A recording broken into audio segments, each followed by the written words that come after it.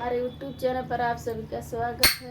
हम लोग छठी गाना गाने जा रही हैं। अच्छा लगेगा तो शेयर सब्सक्राइब लाइक करिएगा। जो गलती होगा उसे क्षमा करिएगा। पूरा वीडियो देखिएगा, छठी गाना का मजा लीजिएगा सुनकर। अच्छा से हम लोग का आशीर्वाद दीजिएगा।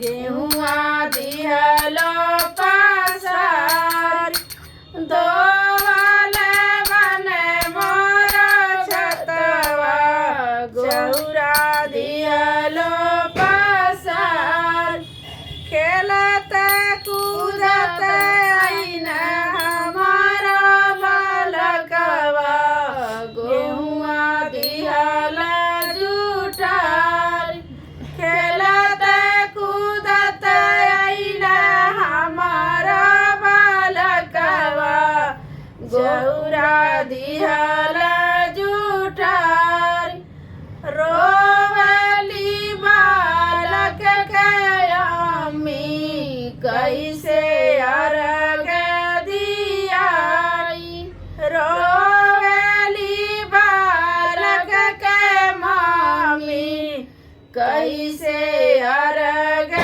दियाई तड़पी के बोलेली छठिए मैया बालक दिहल हमार तड़पी के बोलेली छठिए मैया बालक दिहल हमार सरधा से अर्घ दिया अर्घ लेब हम जरूर सरधा से अर्घ दिया अर्घ लेब हम जरूर धोवल धावल छतवा फलवा दिहल जसर धोवल बने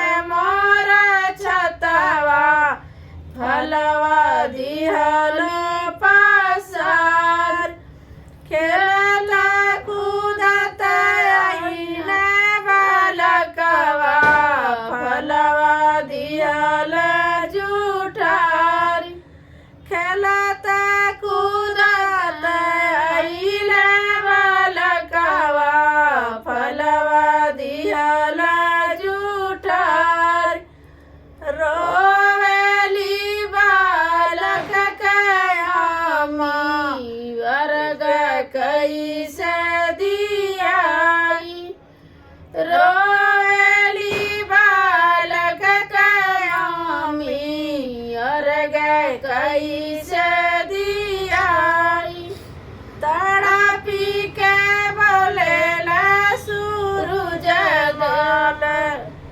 बालक दिहल हमार तड़पी के बोलेला सूरज माल बालक दिहल